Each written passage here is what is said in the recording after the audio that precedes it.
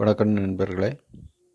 இன்றைக்கி நம்ம சிம்பிளாக ஒரு பேட்ரி சார்ஜர் எப்படி செய்கிறது என்பதை பற்றின ஒரு வீடியோ தான் இது.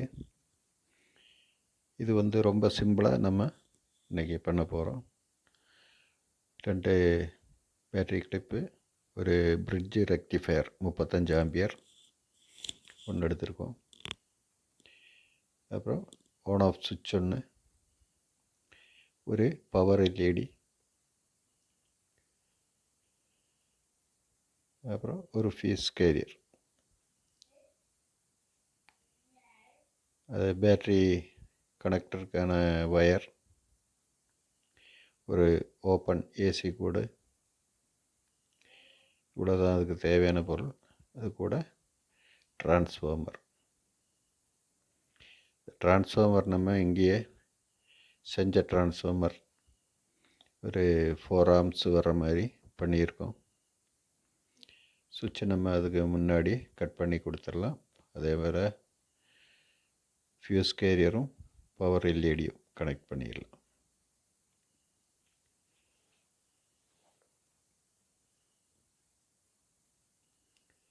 இப்போ டிரான்ஸ்ஃபார்மரை ஃபிட் பண்ணிடலாம் ஸ்க்ரூ போட்டு.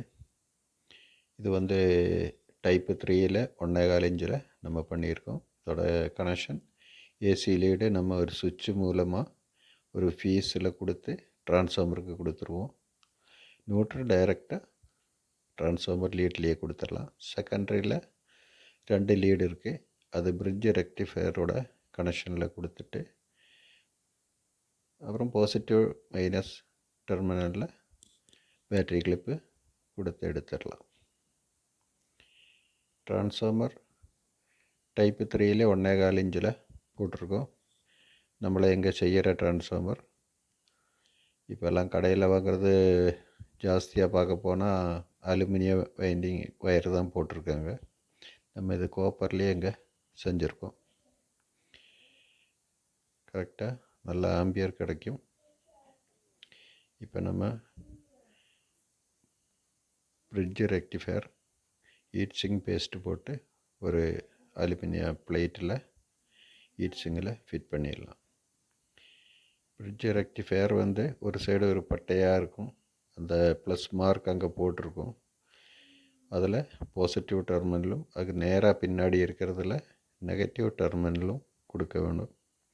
அப்புறம் லெஃப்ட் ரைட் சைடில் நம்ம டிரான்ஸ்ஃபார்மர்லேருந்து வர செகண்டரி ஏசி லீடு கொடுக்கணும். இப்போ ஹீட்ஸிங்கு நல்லா போட்டு நம்ம ஃபிட் பண்ணிடலாம்.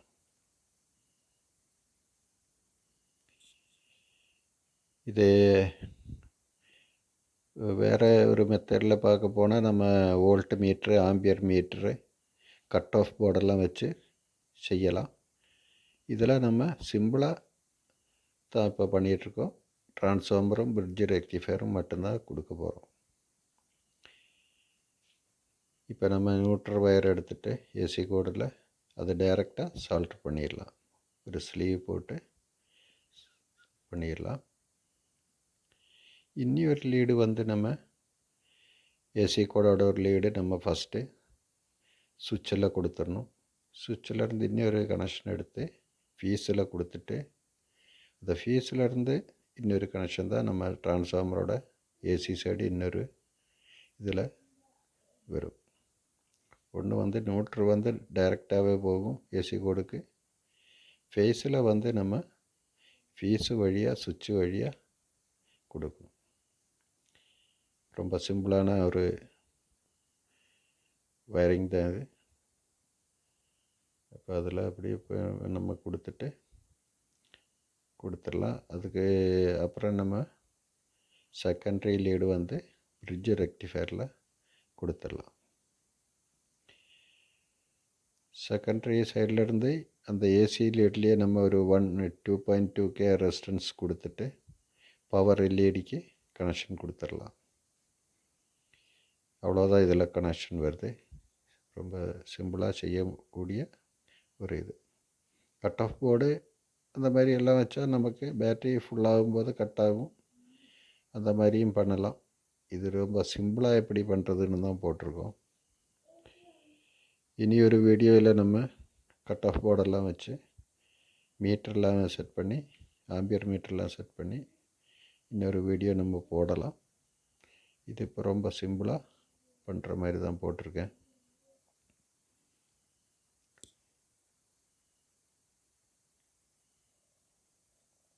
ஒரு 4 ஆம்பியர் கிட்டத்தட்ட நமக்கு கிடைக்கும். இப்போ நம்ம எல்இடியோட கனெக்ஷன் கொடுத்துடலாம்.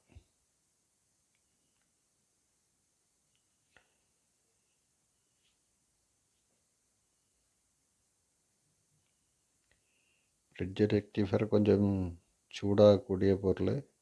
அப்போ அதில் நம்ம நல்லா ஒரு ஹீட்ஸுங்க கொடுக்கறது நல்லாயிருக்கும்.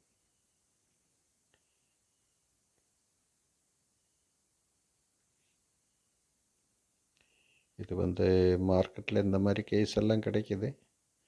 இனி அந்த மெட்டல் கேஸு அந்த மாதிரியும் வரும். இது இப்போ நம்ம ஃபென்ஸ் எனர்ஜைசர் அதெல்லாம் இந்த மாதிரி கேஸில் தான் ஃபிட் பண்ணுறது. அதுக்கு பிளாஸ்டிக் ஏர் கொஞ்சம் கூடி கேஸ் ஆகும்போது நல்லாயிருக்கும். சார்ஜருக்கு மெட்டல் கேஸு ஜாஸ்தியாக யூஸ் பண்ணுவாங்க. ஏன்னா ஹீட்ஸிங் இல்லாதவங்க கொஞ்சம் ஹீட் ஆகும்போது அதை ஒரு ஹீட்ஸிங்கோட வேலை செய்யும். இப்போ நம்ம அதை ஹீட்ஸிங்கு தனியாக அலுமினியம் பிளேட்டு கொடுத்துருக்கோம்.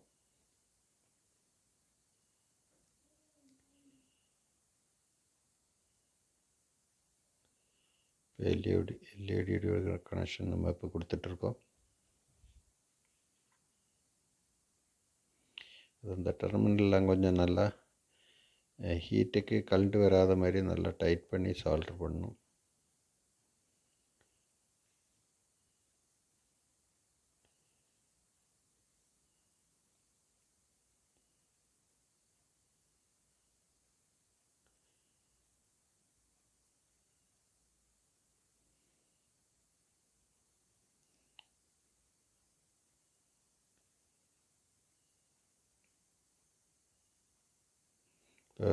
கனெக்ஷன் அதை பிரிட்ஜ் ரெக்டிஃபயரோட கனெக்ஷன் எல்லாம் கொடுத்தாச்சு. அந்த ஒயரு ஃபீஸோட இதில் கொஞ்சம் இன்சுலேஷன் போட்டு சுற்றிக்கலாம். ஒயரெல்லாம் கொஞ்சம் ஒதுக்கி கரெக்ட் பண்ணி இன்சுலேஷன் கொடுத்தாச்சுன்னா நல்லா பிரச்சனை இல்லாமல் நல்லா நீட்டாக இருக்கும்.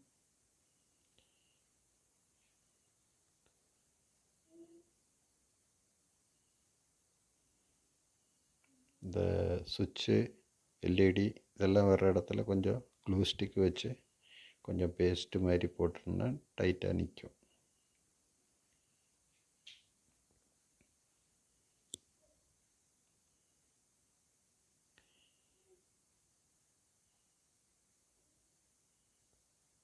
ரொம்ப சிம்பிளான ஒரு வயரிங். அதனால் யாருக்கு வேணுனாலும் சீக்கிரம் செய்ய முடியும்.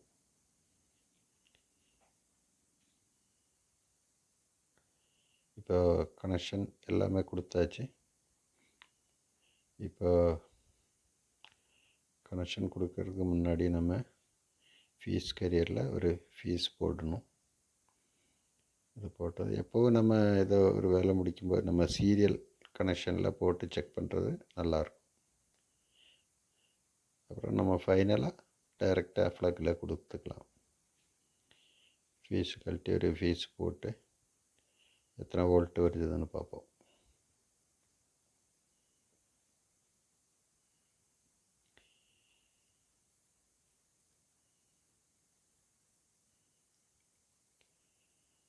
இப்போ கனெக்ஷன் கொடுத்தாச்சு.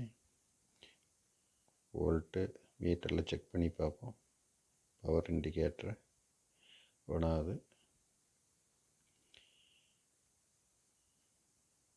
சிம்பிள் ரொம்ப கம்மியான கனெக்ஷன்ஸ் தான் வரும்.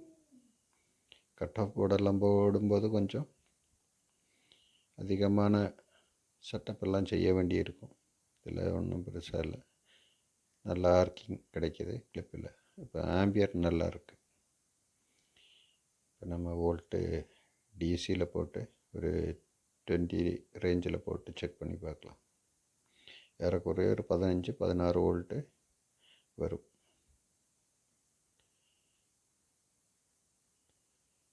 வோல்ட்டு காட்டுது. அதை நம்ம டிஜிட்டல் மீட்டரில் பார்க்கலாம். கொஞ்சம் கூடி தெளிவாக நமக்கு தெரியும்.